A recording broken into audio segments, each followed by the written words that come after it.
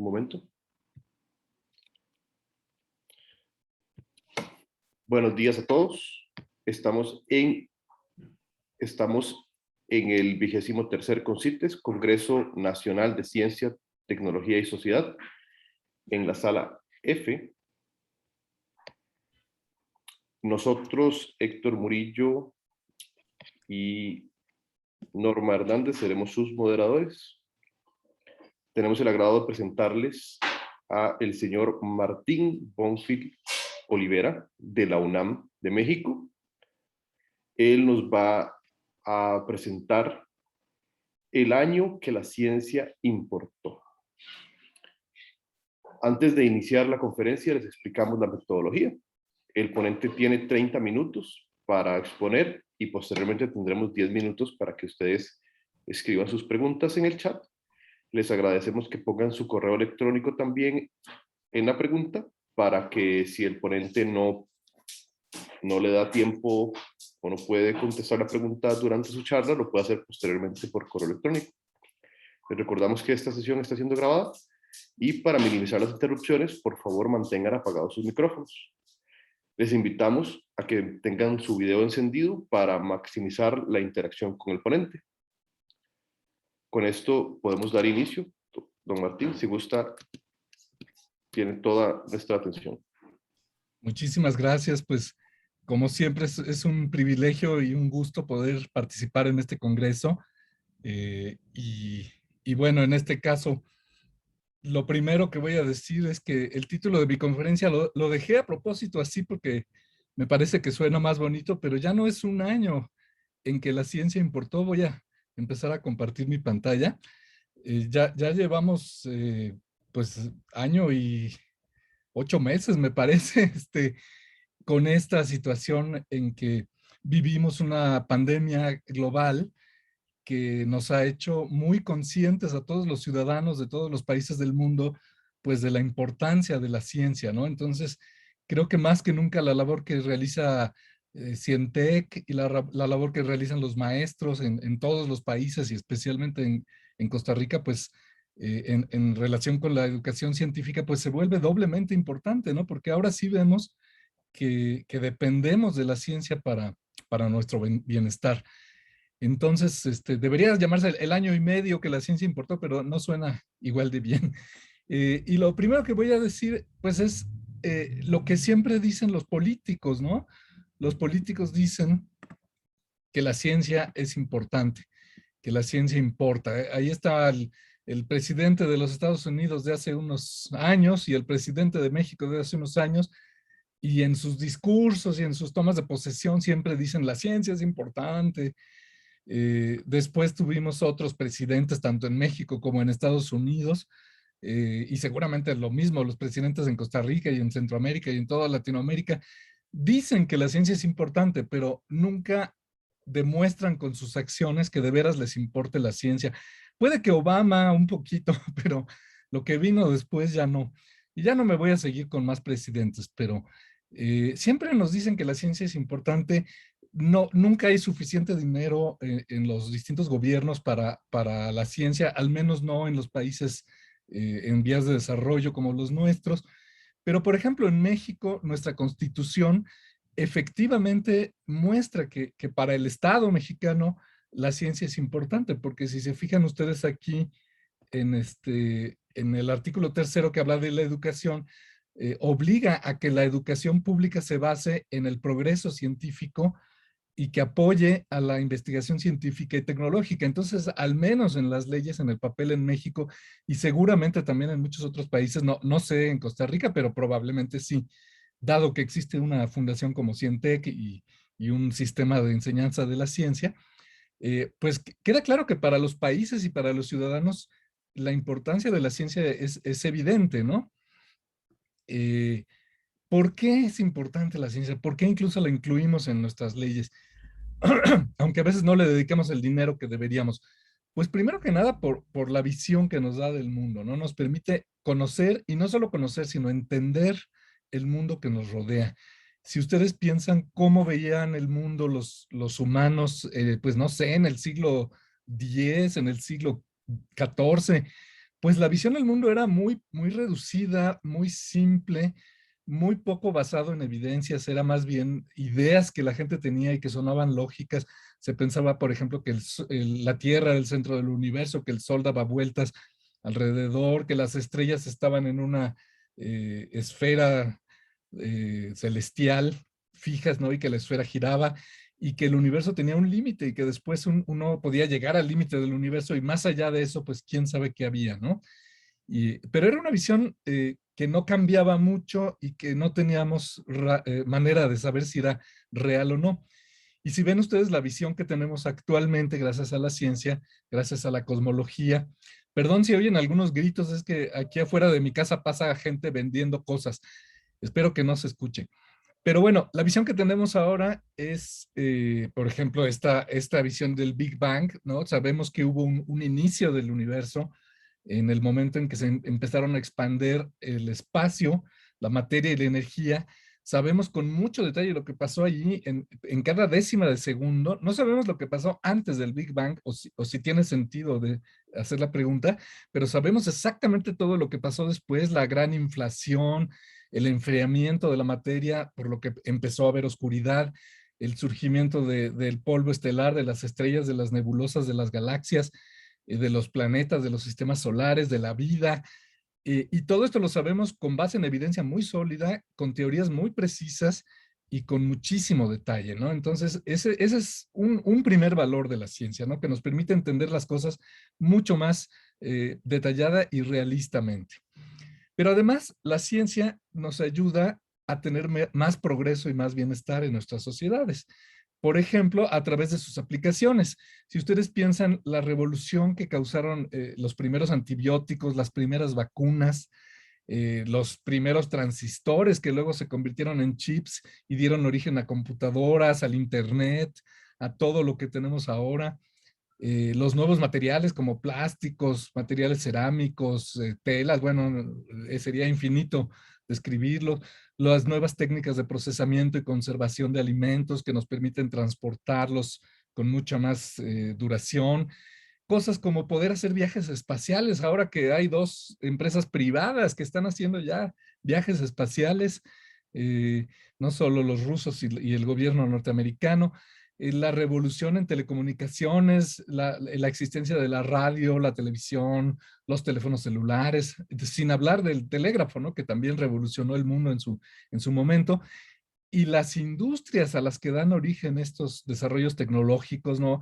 Apple es hoy la industria más, la compañía más cara del mundo, ¿no? La que tiene más dinero, y los empleos a los que dan origen esas industrias, ¿no? Lo cual redunda en un mayor bienestar para la sociedad. Y todo eso mejora el nivel de vida de los países que tienen ciencia, que tienen tecnología, que tienen industria. Lo decía de una manera muy bonita un divulgador mexicano, Luis Estrada. No, no es una cita textual, pero es algo que repetimos todos los divulgadores de la ciencia en México y en todos los países. La ciencia es una parte de la cultura, al igual que las artes y las humanidades, las tradiciones, la historia y todos los demás productos de la actividad humana. Bueno, ese es otro valor de la ciencia, ¿no? También tiene un valor como cultura, como parte del mundo cultural. Aparte de esto, la ciencia también tiene un valor democrático. ¿Por qué? Porque una sociedad que tenga ciencia es una sociedad más democrática. Miren cómo lo decía el famoso astrónomo y divulgador Carl Sagan, los valores de la ciencia y los valores de la democracia concuerdan, en muchos casos son indistinguibles. La ciencia prospera y de hecho requiere de el libre intercambio de ideas. Sus valores son opuestos al secreto. Y si contrastamos estos valores de la ciencia, no se puede hacer ciencia si la gente guarda en secreto sus cosas o si miente, o si no está dispuesta a que se escrutine sus resultados para ver si se están haciendo bien las cosas.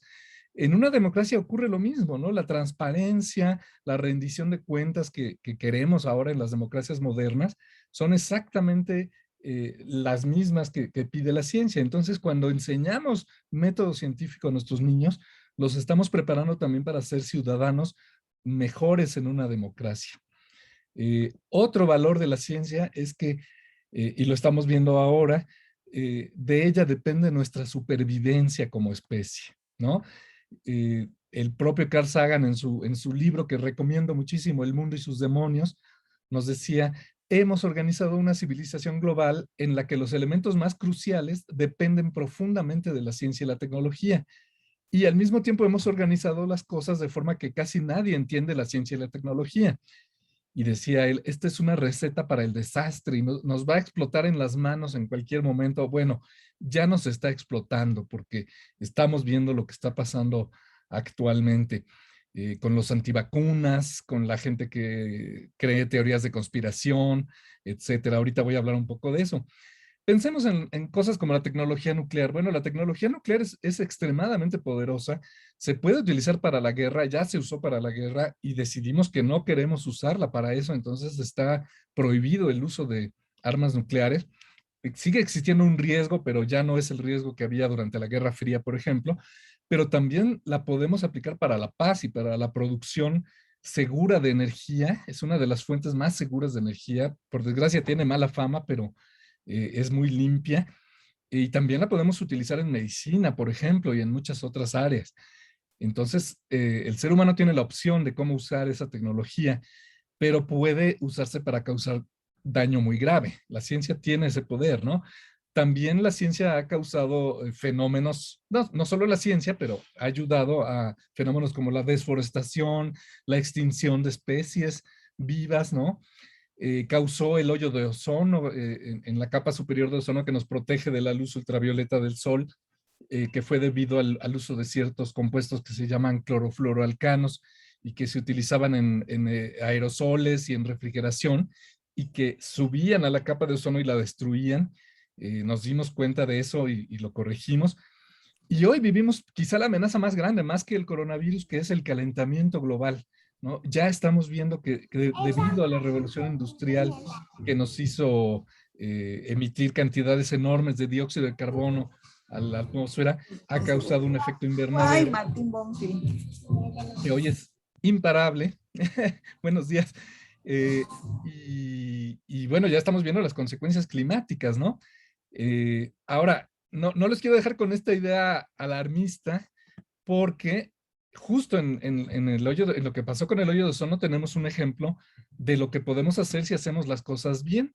Porque como pueden ustedes ver aquí en esta línea del tiempo, en el 78 nos dimos cuenta, gracias a la ciencia, de lo que estaba pasando, gracias a mediciones que se hicieron de los gases en la atmósfera. En el 85, investigadores no solo británicos, también estuvo ahí el mexicano Mario Molina, descubrieron el hoyo de ozono y descubrieron sus causas.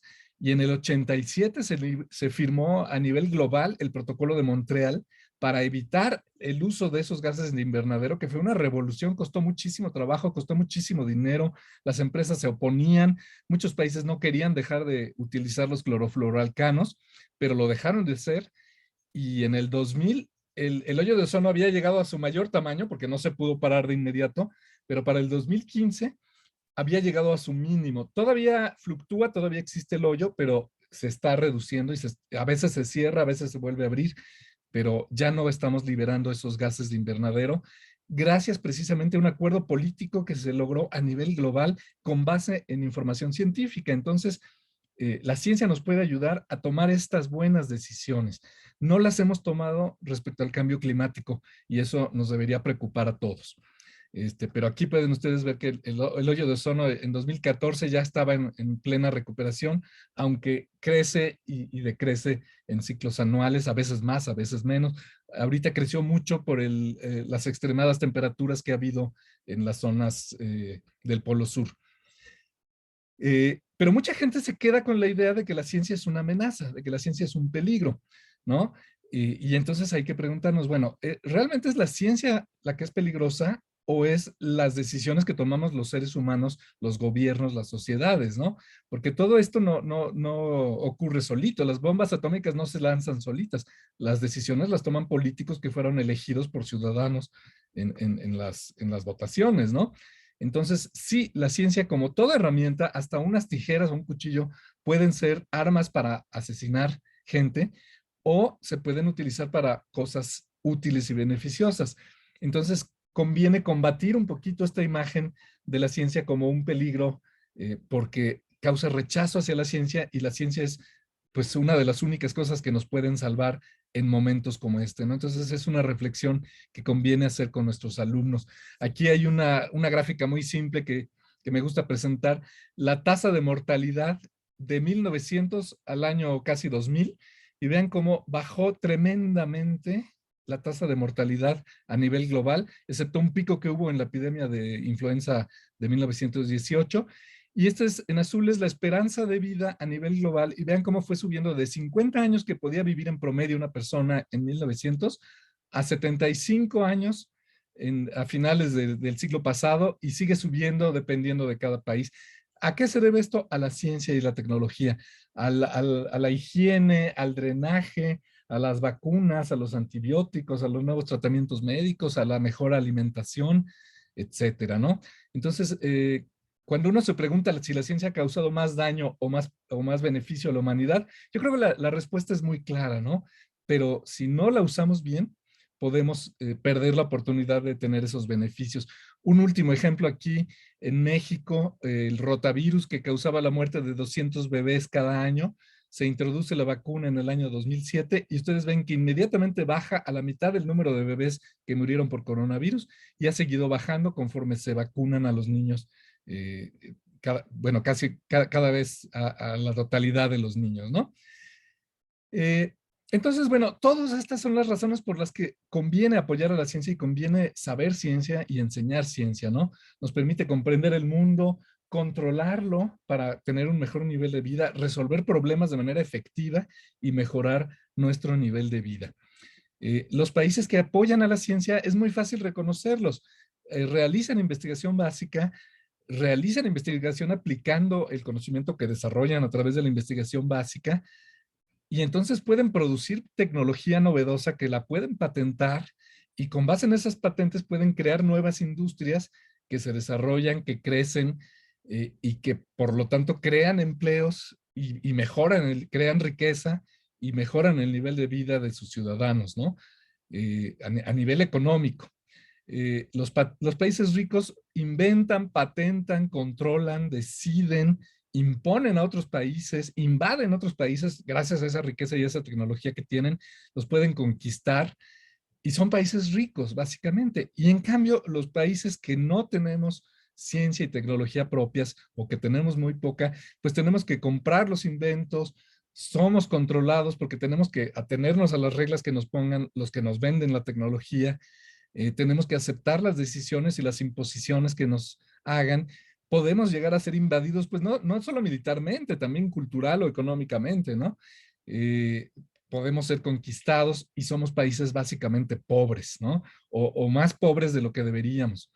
Entonces, el valor de la ciencia en el bienestar de las sociedades es como muy importante, ¿no? Aquí ven ustedes este esquemita que muestra más o menos cómo la ciencia produce conocimiento, el conocimiento se aplica y produce tecnología, la tecnología se patenta y genera industrias, las industrias generan riqueza, lo cual se deriva en impuestos, en empleos, en ventas, ¿no? En una mejor economía, y esa riqueza lleva al progreso social, ¿no? A elevar el nivel económico de la población. Eh, y ahora vuelvo a los presidentes, ¿no? ¿Qué pasó con los últimos presidentes en Estados Unidos y el que tenemos actualmente en México? El de Estados Unidos, por suerte, ya se fue. En México seguimos padeciendo a este mal presidente, pero bueno, ambos han dejado de decir que la ciencia es importante y recortaron dinero a la ciencia salvajemente y despreciaron el conocimiento científico, ¿no? Afortunadamente, las democracias cambian los gobernantes, entonces en Estados Unidos ya se está revirtiendo ese daño que hizo el presidente Trump. Eh, pero hay muchos enemigos actuales de la ciencia, y algunas de las ideas de estos presidentes representan a estos enemigos. Un enemigo es la superstición, otros son las pseudociencias, otros son los negacionismos, de los que voy a hablar brevemente, la desinformación, las fake news, la posverdad, la carencia de pensamiento crítico y de cultura científica, ¿no? En general. Entonces, el remedio a esto es fomentar una mayor cultura científica en nuestros jóvenes y en nuestros ciudadanos en general. Un ejemplo de superstición, ¿no? En México hubo unos derrames en una planta de petrolera y aquí nos diste esta noticia de que llevaron al cardenal a que bendijera las instalaciones para tratar de evitar que se siguiera derramando el petróleo, ¿no? Ese es un ejemplo de una manera equivocada de tratar de resolver un problema. No se va a resolver bendiciendo las instalaciones, ¿no? Luego están las pseudociencias, ¿no? Cuidado con las imitaciones, las falsas ciencias que nos venden cosas como la astrología, ¿no? En México, 6 de cada 10 mexicanos creen que la astrología es una ciencia. La astrología no es una ciencia y no tiene ningún poder para predecir nada, excepto este horóscopo que les presento, que es el único horóscopo real que van a ver en su vida. Pueden ustedes buscar su signo astrológico y ver su futuro, ¿no? Pero la verdad es que tomar decisiones basándose en cosas como la astrología o cualquier método de adivinación, pues es perder el tiempo y puede ser riesgoso. Hay gente que vende como ciencia esta idea de que nos visitan platillos voladores de otros planetas con marcianitos verdes dentro, y su evidencia son fotos borrosas siempre, ¿no? O videos borrosos, y nunca hay una prueba de que efectivamente nos estén visitando. Y bueno, hay muchísimas razones por las que sabemos que esto es prácticamente imposible, aunque creemos que existe vida en otros planetas, ¿no? Eh, Charlatanes que venden como ciencia métodos curativos, por ejemplo, este hombre Deepak Chopra, ¿no? Que me gustó mucho este meme que dice, según él, su método cura todo y te hace no envejecer. Y entonces, ¿por qué usa lentes? ¿No? Uno podía preguntarse por qué no se cura a sí mismo. Otro problema que mencioné, la desinformación, ¿no? Vivimos en la era de las fake news. Por ejemplo, la desinformación que mucha gente, por ejemplo, grupos como Greenpeace, desinforman al público diciéndole que los vegetales transgénicos son cancerígenos o que causan daño. Esto está absolutamente comprobado que no causan daño su consumo a la salud. Puede ser que su cultivo cause algunos problemas ambientales y puede ser que su venta tenga problemas de justicia social, pero el consumo de alimentos transgénicos no daña la salud y sin embargo se siguen propagando este tipo de campañas, ¿no? Eso es desinformación y eso es anticiencia, ¿no?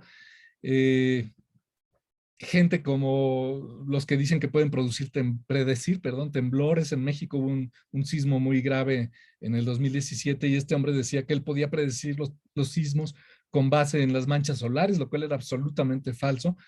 La gente que cree en la tierra plana, que verdaderamente es absurdo, pero cada vez hay más gente que cree estas teorías de conspiración, ¿no? Y las ligan con cosas místicas de los Illuminati.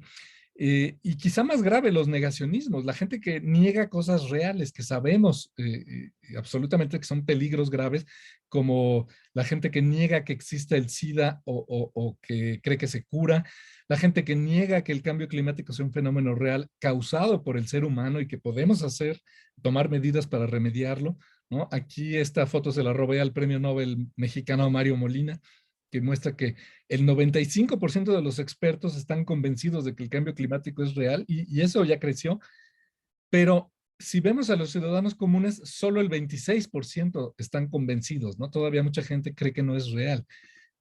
La verdad es que la cantidad de expertos que todavía dudan va disminuyendo. Aquí está la gráfica de 2009, 2010, 2013, y ven como cada vez hay menos expertos que dudan, pero el público todavía sigue dudando. Aquí se ve la cantidad de artículos que se publican negando el cambio climático, es francamente ridícula, ¿no? Ahí se me fue esta diapositiva sobre los negacionistas del VIH, ¿no? Que creen que no existe el virus o que se puede curar o que no es contagiosa esta enfermedad. Bueno, todo eso es desinformación peligrosa. Y los más graves, los antivacunas, ¿no? Que ahorita han crecido mucho, que dan argumentos que suenan lógicos, pero que son falsos y que hacen que la gente no se proteja en muchos países, incluyendo Israel, el país que tiene la mayor cantidad de población vacunada. Hay gente que está dudando porque no sabe si se debe vacunar porque le da miedo que le cause daño la vacuna y sabemos que eso es falso y sabemos que si no alcanzamos un cierto número, un cierto porcentaje de nuestra población que esté vacunado, no vamos a lograr llegar a la inmunidad de grupo. Entonces, por razones como estas y además la pandemia que estamos viviendo de coronavirus, la ciencia es más importante que nunca en el mundo, ¿no? Empezó en enero bueno, a finales de diciembre del 2019 y enero del año pasado, la noticia, y hoy se ha convertido en una pandemia. Y sin embargo, seguimos viendo a la gente, seguramente en Costa Rica, igual que en México y en todos los países, gente que no se cuida, que no sabe usar el cubrebocas, que deja la nariz de fuera, o se lo ponen, bueno, este señor ya es el colmo, ¿no? Cosas tan sencillas como usar un cubreboca, no entendemos que lo debemos usar bien. Vimos a un presidente de los Estados Unidos proponer remedios absurdos como inyectarse cloro. Vemos gente que promueve este dióxido de cloro, que es un compuesto tóxico que no debe uno administrarse, y sin embargo se sigue vendiendo y la gente sigue creyendo que eso lo puede proteger del coronavirus.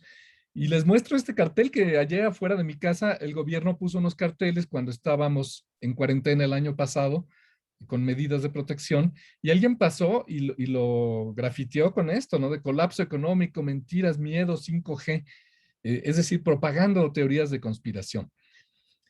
¿Cómo podemos combatir eso ya para entrar a la parte final? ¿Cómo defendernos de estos enemigos de la ciencia?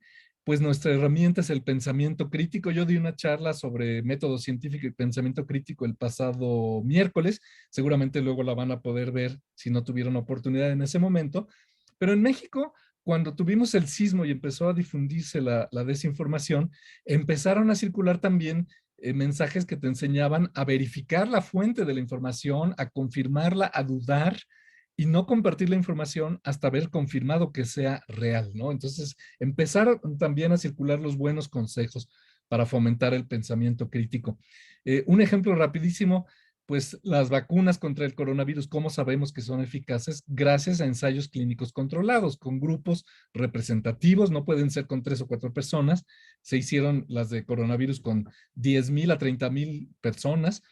Se divide el grupo en dos, a uno se le da la vacuna y a otro se le da agua destilada para ver si la vacuna tiene más efecto que el agua destilada, porque va a haber gente que se cure o gente que no se enferme en ambos grupos, eh, y solo comparando un grupo de control con un grupo de estudio, podemos saber el efecto real de la vacuna y luego hacer un análisis estadístico muy detallado de los resultados, ¿no?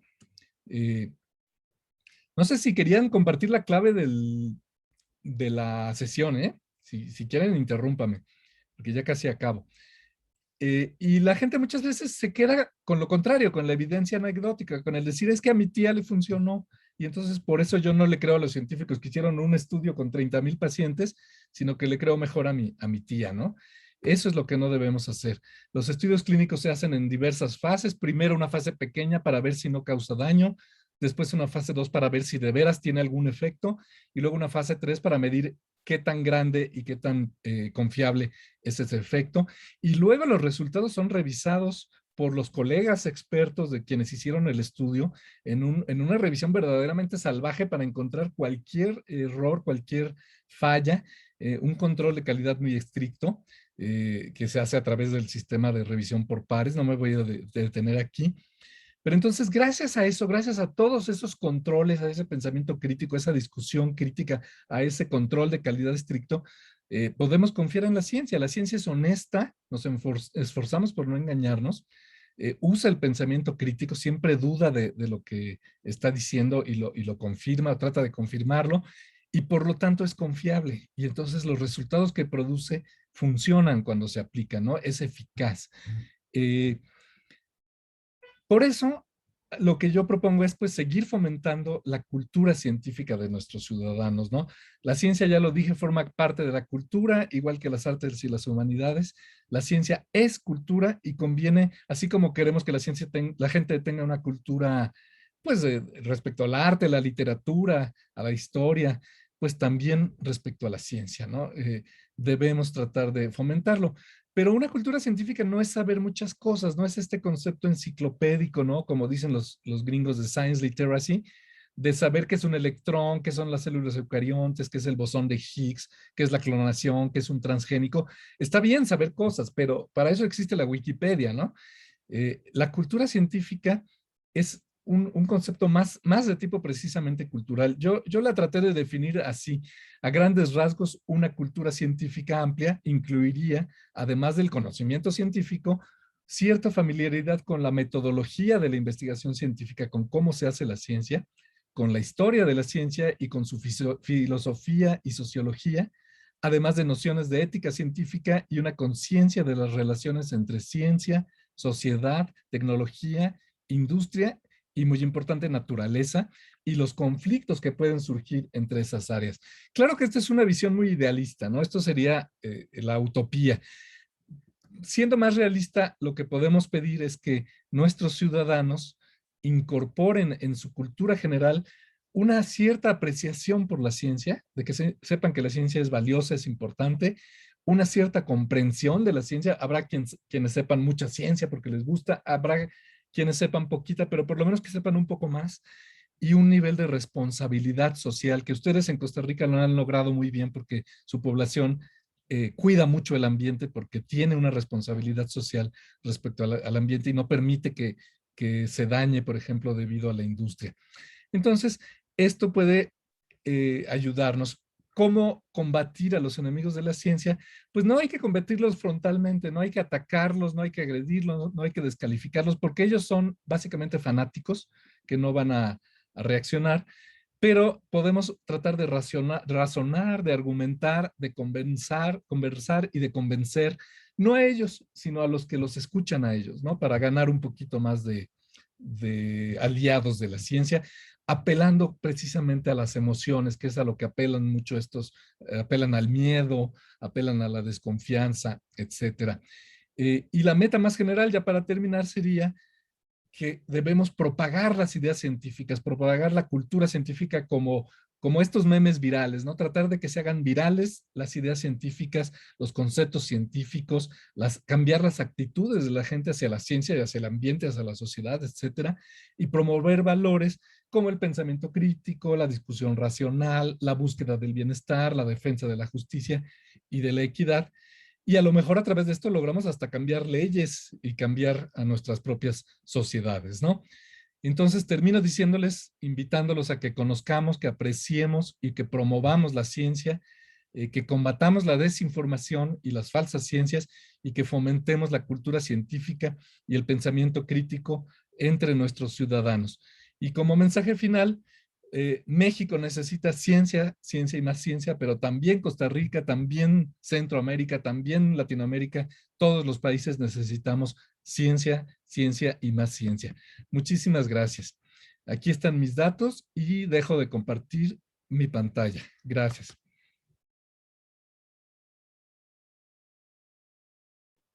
Don Martín, muchísimas gracias por su participación.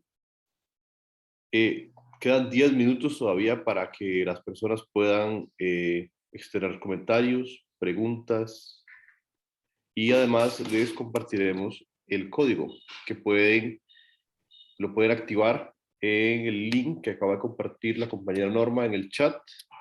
El código es...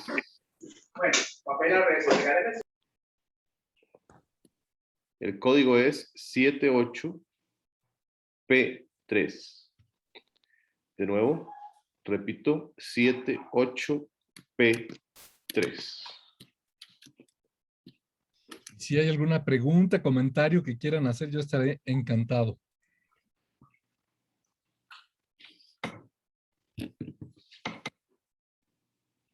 Pues aquí dice Gillian Valverde, saludos desde Costa Rica. El tema de calentamiento global debe ser nuestra mayor preocupación en este momento. Pues yo creo que sí. Bueno, tenemos algo más urgente que es la pandemia, pero la pandemia va a pasar, ¿no?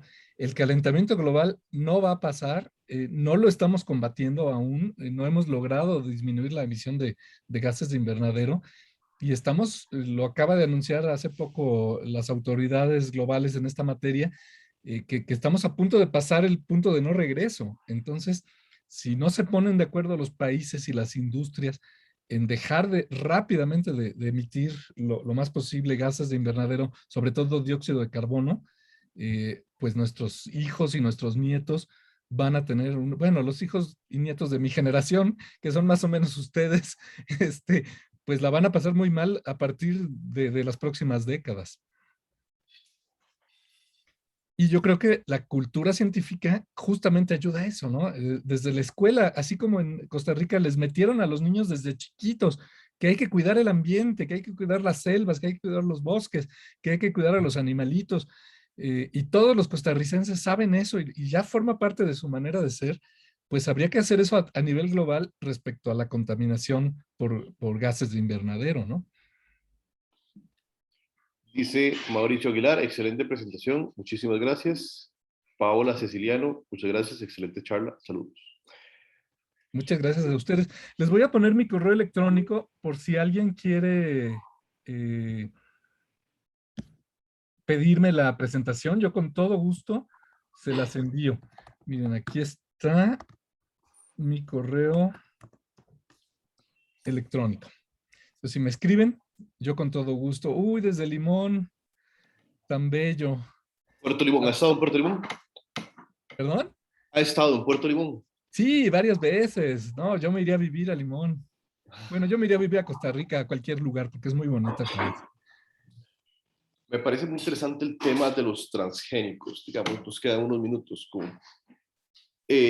Me pareció muy interesante cuando usted dijo que los transgénicos no representaban ningún daño al cuerpo, digamos. Me parece que la información que anda en boca de todos es lo contrario. Claro, claro, es una desinformación que se hizo pues, global, ¿no? Ay, mira, saludos desde Pérez Celedón, saludos también. Lo que pasa es que al principio había la duda, por supuesto, pero ya tenemos más de 30 años de consumir cultivos transgénicos en muchos países del mundo, muchísimos, incluyendo México. Todas las tortillas que comemos en México de maíz usan maíz transgénico y no ha aumentado en los niveles de cáncer ni de ninguna enfermedad. Es decir, no se conoce ni un solo caso a nivel global de una enfermedad causada por el consumo de alimentos transgénicos. Y sin embargo, muchos grupos, como ya mencioné, Greenpeace y muchos otros, siguen difundiendo esta desinformación e incluso logran que se pongan leyes, por ejemplo, que obligan a etiquetar los alimentos para decir si contiene transgénicos, como si fuera importante, ¿no? O sea, bueno, si lo quieren poner en las etiquetas está bien, pero lo malo es propagar este miedo en la gente que cree que consumirlos les va a causar muy daño, ¿no? Muy diferente es si lo vemos a nivel de que a lo mejor las empresas que fabrican estas semillas abusan de los agricultores, etcétera. Entonces a lo mejor uno quiere no consumir esos alimentos para no ayudar a esas compañías y promover otro tipo de cultivos. Eso puede ser justificable, ¿no? Pero daño a la salud está confirmado que no lo causa su consumo. Yo lo que creo siempre es que, por ejemplo, no es per se el producto transgénico, sino eh, los productos químicos que se utilizan detrás, digamos, como por ejemplo, si el maíz transgénico lo hacen inmune al glifosato, que queden residuos de glifosato en ese maíz. Entonces lo que se debería hacer Claro. es, en las leyes, que hacer pruebas de que efectivamente no trae ninguna traza de glifosato ese maíz y ya con eso no debería haber ningún problema, si no me equivoco. Bueno, en cierto modo tiene usted razón, nada más que también eso se ha exagerado muchísimo. El glifosato es un compuesto herbicida tóxico, pero es mucho menos tóxico que otros herbicidas que se usaban Bueno, antes. estamos de Y acuerdo. 2, 4D. cuando uno utiliza un cultivo resistente al glifosato, eh, puede utilizar menos glifosato o menos herbicidas que antes, ¿no? Y además, la toxicidad del glifosato digamos, comparable a otras sustancias, no sé, como el café, ¿no? O sea, depende de la dosis. Las dosis que se usan deben ser bajas. La gente que maneja el glifosato sí puede tener digamos, un costal de glifosato sí puede intoxicarse, pero no se transmite, digamos, al grano o no debería. Entonces, si se verifica ese tipo de cosas, no hay necesidad de prohibirlo. Y si se prohíbe el glifosato, como se acaba de prohibir en mi país, pues los agricultores se van a ver en graves problemas porque no van a poder contener el problema de malezas y Van a de, utilizar cosas como 2,4-D, que es básicamente agente naranja, correcto. exactamente, ¿no? Y también en México, por desgracia, se acaban de prohibir el cultivo de transgénicos y tenemos una gran industria de algodón en el norte del país donde no se cultiva maíz y los agricultores de algodón pues no saben qué van a hacer, ¿no? Están ahorita metiendo demandas porque se toman medidas así drásticas de todo o nada, no basado en ciencia, sino en los temores que han propagado estos grupos. Entonces, pues nuevamente, la cultura científica y el basarse en evidencias antes de tomar decisiones, pues sería la solución a este tipo de problemas. Es algo importante que decía, como que en Costa Rica a los niños se les mete la ciencia desde que van creciendo, porque precisamente que los niños tengan presente cómo funciona el método científico y demás, les ayuda a que ignoren un poco lo que escuchan y busquen evidencia antes de tomar decisiones o dar algo por hecho. Entonces, Exactamente, ¿no? No se trata de ignorar o no ignorar, sino de, bueno, a ver, antes de creerle a uno u otro lado, busco, pero en fuentes confiables, porque el problema ahorita es que en Internet encuentra uno hasta gente que dice que la Tierra es hueca y vivimos adentro, ¿no? Pero ese es un poquito el problema, distinguir las fuentes confiables, pero yo creo que en Costa Rica que es un país mucho más pequeño, entonces eso les ha ayudado, lo han logrado muy bien y yo creo que van por una buena ruta y congresos como este y comunidades de maestros como la que hay en Costa Rica, tan comprometidos y tan que aman su trabajo, digamos. Yo envidio eso. Lástima que en un país tan enorme como el mío y con tantos problemas es muy difícil lograr lo que ustedes están logrando. bueno, dice Teresita Ulate, en el caso de Costa Rica tenemos mucho uso de dioxinas, los cuales con evidencia científica sí han provocado múltiples enfermedades. ¿Cómo disminuir sus usos?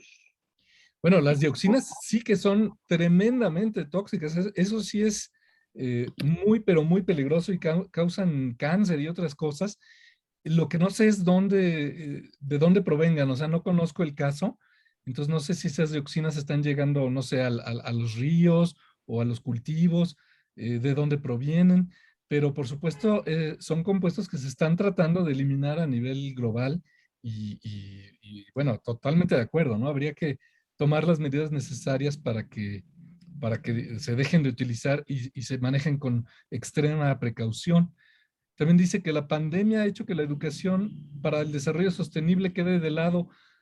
Bueno, sí, quizás sí, pero este es un fenómeno transitorio, ¿no? Va a pasar este año, el año que entra, quizá, y podremos retomar el rumbo, pero si se puede mezclar las dos cosas, porque acuérdense que el origen de la pandemia no fue que un chino se comió un murciélago, fue que el ser humano se metió a las selvas donde viven los murciélagos o los pangolines o lo que fuera, a alterar el ecosistema, a tener contacto con animales silvestres con los que no tenemos por qué tener contacto y a infectarse de virus que tienen estos animales silvestres, ¿no? Entonces el problema no es los animales silvestres y los virus que tienen, sino que nosotros nos vamos a meter a destruir sus ecosistemas, a sacarlos de los ecosistemas y hacer que se metan a nuestras ciudades o a cazarlos o lo que sea. Entonces, nuevamente es un problema ambiental. El origen de la pandemia y de las próximas pandemias que puede haber será un origen ambiental, ¿no? Y la educación ambiental se puede combinar con hablar sobre la pandemia.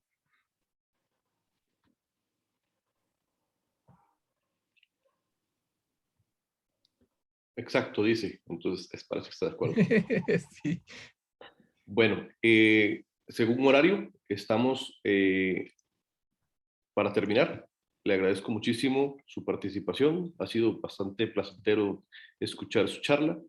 Información bastante interesante. De mi parte, muchísimas gracias, don Martín. Espero Muchas que el gracias. próximo año podamos ver su presentación en vivo y a todo color.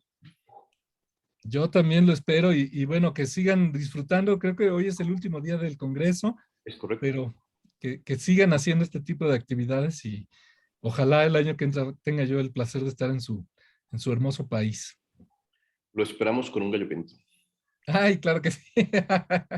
Gracias. Bueno, hasta luego, don Martín. Muchas gracias por su participación. Hasta luego.